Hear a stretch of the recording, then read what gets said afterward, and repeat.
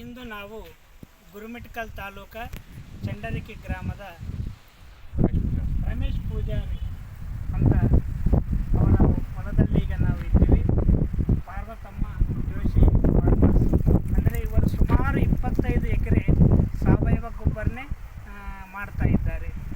ಇಂದು ವಿಶ್ವ ಪರಿಸರ ದಿನಾಚರಣೆ ಅಂಗವಾಗಿ ಇವರ ರಮೇಶ್ ಪೂಜಾರಿ ಇವರಿಗೆ ಒಂದು ಮಾವಿನ ಸಸಿಯನ್ನು ನೀಡಿ, ಥ್ಯಾಂಕ್ ಯು ಸರ್, ಧನ್ಯವಾದಗಳು. ಮಾವಿನ ಸಸಿಯನ್ನು ನೀಡಿ ನಾವು ಇವತ್ತು ಮಾವಿನ ಸಸಿಯನ್ನು ಕೊಡ್ತಾ ಇದ್ದೀವಿ. ಹಾಂ ಸರ್, ನಾನು ಇದನ್ನು ತುಂಬ ಹೃದಯದ ತುಂಬ ಸಂತೋಷದಿಂದ ನಾನು ಸ್ವೀಕಾರ ಮಾಡ್ತಾ ಇದ್ದೀನಿ ಸರ್. ನನ್ನ ಜಮೀನಿಗೆ ಬಂದಂಥ ನಿಮಗೆಲ್ರಿಗೂ ಒಳ್ಳೇದು ಮಾಡಲಿ. ನನಗೆ ತುಂಬ ಖುಷಿ ಆಯ್ತು ಸರ್ ನನ್ನ ಜಮೀನಿಗೆ ಬಂದಿದ್ದಕ್ಕೆ. ಸರ್, ಇದು ನಾನೇನು ಭಾವಿಸ್ತಾ ಇದ್ದೀನಿ ಅಂತಂದರೆ, ಇದನ್ನು ಎಂಥ ಟೈಮ್ನಲ್ಲಿ ನಾನು ಕೊಟ್ಟಿದ್ದಾರೆ ಅಂತಂದರೆ, ವಿಶ್ವ ಪರಿಸರ ದಿನಾಚರಣೆ ಯಾವತ್ತು ಎಲ್ರಿಗೂ ಗೊತ್ತು ಸರ್. ಜೂನ್ 5ನೇ ತಾರೀಕು ವಿಶ್ವ ಪರಿಸರ ದಿನಾಚರಣೆ ಅಂತ ಆಚರಣೆ ಮಾಡ್ತೀವಿ. ಮುಂದೆ ವಿಶ್ವ ಪರಿಸರ ದಿನಾಚರಣೆ ಅಂತ ಹೇಳಿ ನಮ್ಮ ಇಡೀ ವಿಶ್ವವೇ ಅದನ್ನು ಆಚರಣೆ ಮಾಡ್ತಾಯಿದೆ. ಅದರಲ್ಲಿ ಕೂಡ ನಾವು ಕೂಡ ಸರ್ ನಮ್ಮನ್ನ ಒಂದು ಆರ್ಗ್ಯಾನಿಕ್ ವ್ಯವಸಾಯ ಮಾಡೋದ್ರಿಂದ ನನ್ನವರು ಒಂದು ಗುರುತು ಇಟ್ಕೊಂಡು ಒಂದು ಪ್ರಚಾರ ಕೂಡ ನನ್ನ ಮಾಡ್ತಾ ಇದ್ದಾರೆ. ನಾನು ಅವರಿಗೆ ತುಂಬ ಹೃದಯದ ಧನ್ಯವಾದಗಳನ್ನು ಹೇಳ್ತೇನೆ. ಸರ್ ನೋಡ್ರಿ, ಪರಿಸರ ಅಂತಂದರೆ ಏನು? ನಮ್ಮ ಸುತ್ತಮುತ್ತಲ ಇರ್ತಕ್ಕಂಥ ವಾತಾವರಣ ಅಂದರೆ ಗಾಳಿ ಆಗಲಿ, ನೀರಾಗಲಿ, ಬೆಳಕಾಗಲಿ, ಗಿಡಗಳಾಗಲಿ, ಕ್ರಿಮಿಕೀಟಗಳಾಗಲಿ, ನಾವು ಕೂಡ ಮತ್ತು ಇವು ಪ್ರಾಣಿಗಳಾಗಲಿ, ಯಾವುದು ಇವೇನು ಎಲ್ಲ ಇದೆ, ಇದಕ್ಕೆಲ್ಲ ನಾವು ಪರಿಸರ ಅಂತ ಹೇಳಿ ಕರಿತೀವಿ ಸರ್. ನಾವು ಪರಿಸರದಲ್ಲೇ ನಾವು ಇರೋದು. ಅಂಥ ಪರಿಸರವನ್ನು ನಾವು ನಾಶ ಮಾಡ್ತಾ ಇದ್ದೀವಿ ಅನ್ನೋದಕ್ಕೆ ಅದಕ್ಕೂ ಒಂದು ಕಾರಣ ಇದೆ ಸರ್. ಏನು ಕಾರಣ ಅಂತಂದರೆ, ನಮ್ಮ ಜನಸಂಖ್ಯೆ ಜಾಸ್ತಿ ಆಗ್ತಾ ಇದೆ ಸರ್.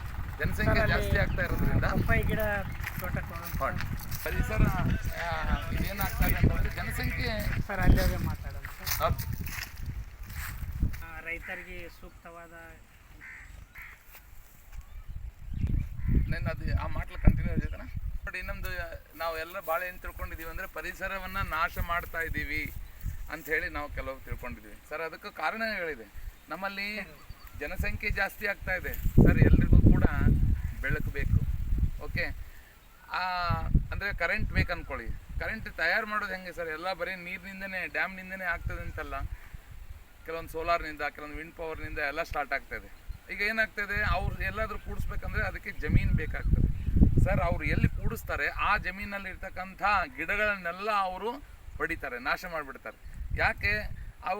ಅವೆಲ್ಲ ಗಿಡಗಳಿದ್ದರೆ ಅದ್ರ ಮೇಲೆ ನೆರಳು ಬೀಳೋದ್ರಿಂದ ಕರೆಂಟ್ ಉತ್ಪತ್ತಿ ಆಗೋದಿಲ್ಲ ಅಂತ ಹೇಳಿ ಅದನ್ನೆಲ್ಲ ಅವ್ರು ಕಟ್ ಮಾಡಿ ಅವ್ರು ಹಾಕೋತಾ ಇದ್ದಾರೆ ಸರ್. ಒಂದು ಕಡೆಯಿಂದ ಏನಾಯ್ತು ಅಂದರೆ, ನಮ್ಮ ಇದ್ದ ಗಿಡಗಳದೆಲ್ಲ ನಾಶ ಆಯಿತು. ನಾವು ಗಿಡ ಇದ್ರೇ ನಾವು ಬದುಕ್ತೀವಿ ಸರ್. ಆಕ್ಸಿಜನ್ ಬರೋದೇ ಅಲ್ಲಿಂದ ಅಲ್ಲೇ ಸರ್, ಎಲ್ಲ ಗಿಡಗಳಿಂದನೇ ಬರೋದು. ಸೊ ಹೀಗಾಗಿ ಅದು ಒಂದು ರೀತಿಯಿಂದ ಆಗ್ತಾಯಿದೆ. ಎರಡನೇ ರೀತಿಯಿಂದ ಏನಾಗ್ತದೆ, ನಮ್ಮಲ್ಲಿ ಇದ್ದಂಥ ಕೆರೆಗಳೆಲ್ಲ ಇವತ್ತು ಸೈಟ್ ಆಗಿ ಮಾರ್ಪಾಡು ಆಗ್ತದೆ ಸರ್. ನಗರಗಳೆಲ್ಲ ನೀವು ನೋಡ್ತಾ ಇರ್ಬೋದು. ಇವತ್ತು ಹಳ್ಳಿಗೂ ಕೂಡ ಬರ್ತಾ ಇದೆ. ಜಮೀನುಗಳೆಲ್ಲ ಎಲ್ಲೆಲ್ಲಿ ನೀರು ನಿಂದಿರ್ತಾ ಇತ್ತು ಅದರಿಂದ ಎಲ್ಲ ಅಂತರ್ಜಲ ಎಲ್ಲ ಕಾಪಾಡ್ಕೊಂಡು ಬರ್ತಾ ಇತ್ತು. ಅವು ಏನಾಗ್ಬಿಟ್ಟಿದೆ ಅಂದರೆ ಸೈಟ್ ಆಗಿಬಿಟ್ಟಿದೆ ಸರ್. ಸೈಟ್ ಆಗೋದ್ರಿಂದ ಏನಾಗಿದೆ ರೀ, ನಿಮ್ಗೆ ಅಲ್ಲಿ ನೀರು ನಿಂದಿರ್ತಾ ಇಲ್ಲ. ಬಂದರೆ ಒಮ್ಮೆಲೆ ಮಳೆ ಬಂದಾಗ ಏನಾಗ್ಬಿಡ್ತದೆ ಅಂತಂದರೆ, ಎಲ್ಲ ಮನೆಗಳೆಲ್ಲ ನೀರಿನಲ್ಲೇ ಆಗ್ಬಿಡ್ತವೆ. ಅವಕ್ಕೆ ಮಾಡ್ಕೊಂಡು ತಪ್ಪು ನಾವೇ ಮಾಡ್ಕೊಂಡಿದ್ದೀವಿ. ಸೊ ಅದಕ್ಕೆ ಇದು ಏನು ಹಿಂದಿನವ್ರು ಮಾಡಿದ್ರು ಸರ್, ನೀವು ಈ ಗಿಡಗಳನ್ನ ನೋಡ್ಬೋದು. 80-90 ವರ್ಷದ ಗಿಡ ಸರ್. ಹಿಂದಿನವರು ಹಾಕಿದ್ದನ್ನು ನಾವು ಇವತ್ತು ಅನುಭವಿಸ್ತಾ ಇದ್ದೀವಿ. ಸೊ ಅದಕ್ಕೆ ನಾನು ಇದನ್ನು ಏನದು ಜಮೀನು ಇದನ್ನು ಅಕ್ಯುಪೈ ಮಾಡೋದು ಅವಕ್ಕೆಲ್ಲ ಬೇಡ ಅನ್ನಂಗಿಲ್ಲ. ಬಟ್ ನೀವು ಏನೇನು ಮಾಡ್ತಾ ಇದ್ದೀರಿ ಸರ್, ಸುತ್ತಮುತ್ತಲ ಗಿಡ ಹಿಡ್ಕೊಂಡು ಹೋಗ್ರಿ ಸರ್. ನಮ್ದು ಅದೊಂದೇ ವಿನಂತಿ. ಪರಿಸರದ ಬಗ್ಗೆ ಮುಂದಿನ ಪೀಳಿಗೆ, ಯಾಕಂದರೆ ಈಗ ನೀವು ನಾವು ಕಣ್ಣಾರೆ ನೋಡಿದ್ವಿ ಏನಂತ ಹೇಳಿ, ಮಾಸ್ಕ್ ಹಾಕೊಂಡು ಅಡ್ಡಾಡಿದ್ವಿ ನಾವು ಎದರಲ್ಲಿ, ಕರೋನಾ ಟೈಮ್ನಲ್ಲಿ ಸರ್. ಮುಂದೆ ಗಾಳಿ ಇರ್ಲಾರ್ದಂಗೆನೆ ನಾವು ಆಕ್ಸಿಜನ್ ಅಂತ ಮಾಸ್ಕ್ ಆಕ್ಸಿಜನ್ ಹಿಂದೆ ಸಿಲಿಂಡರ್ ಹಿಂದೆ ಇಟ್ಕೊಂಡು ಮುಂದೆ ಆಕ್ಸಿಜನ್ ಇಟ್ಕೊಂಡು ಹೋಗೋ ಪರಿಸ್ಥಿತಿ ಬರುತ್ತೆ. ಇವತ್ತು ICUನಲ್ಲಿ ಏನಿದ್ದಾರೆ ಅವರು ಪೇಷಂಟ್ಗಳಿದ್ದಾರೆ ಸರ್. ಸೊ ನಾವು ಇರೋರೆಲ್ಲರೂ ಮುಂದೆ ಇದೇ ರೀತಿ ಹಿಂಗೆ ಬೆಳೆಸ್ಕೊಂಡ್ಬಿಟ್ಟಿವಿ ಅಂದರೆ, ಇರೋ ಗಿಡಗಳನ್ನೆಲ್ಲ ಹೊಡೆದ್ವಿ, ನೀರು ನಿಂದಿರ್ಲಾರ್ದಂಗೆ ಮಾಡಿದ್ವಿ. ಗಾಳಿ ಮತ್ತು ಈ ಬೆಳಕು ಮತ್ತು ನೀರು ಇದನ್ನೇನು ನಾವು ನಾಶ ಮಾಡ್ತಾ ಹೋಗ್ತಾ ಇದ್ದೀವಿ ಸರ್. ಇದರಿಂದ ಏನಾಗ್ತದೆ, ಪರಿಸರ ಕಲುಷಿತ ಆಗ್ತಾ ಇದೆ ಸರ್. ಕಲುಷಿತ ಆಗೋದ್ರಿಂದ ನಿಮ್ಗೆ ಒಳ್ಳೆ ಗಾಳಿ ಸಿಗ್ತಾ ಇಲ್ಲ. ಎಷ್ಟೋ ಜನ ಕೆಲವೊಬ್ರಿಗೆಲ್ಲ ಉಸಿರಾಳಿಗೆ ತೊಂದರೆ ಆಗಿ ಹೊರಗಡೆ ಬಂದಾಗೂ ಅವರಿಗೆ ಗಾಳಿನೇ ಕಾಣಂಗಿಲ್ಲ.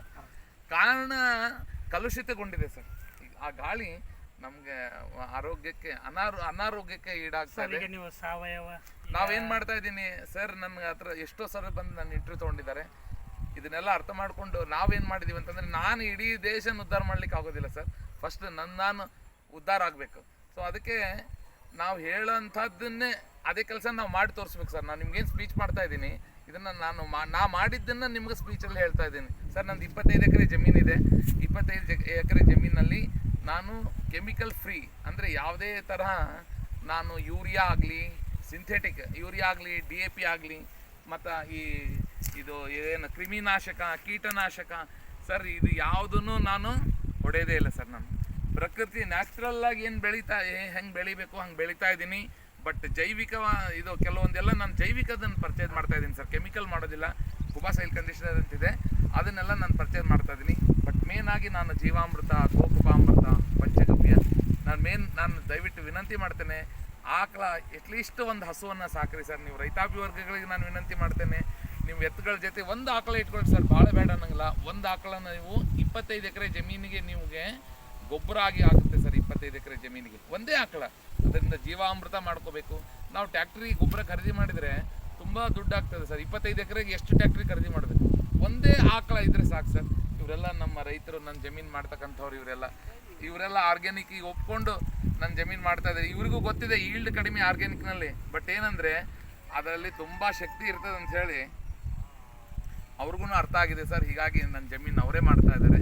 ಮೇನ್ ರೈತರು ಉಳಿಬೇಕು, ಅದಾದಮೇಲೆ ನಾವು ಸರ್. ನಮಸ್ಕಾರ ಸರ್, ನಿಮಗೂ ನಮಸ್ಕಾರ ಎಲ್ಲ.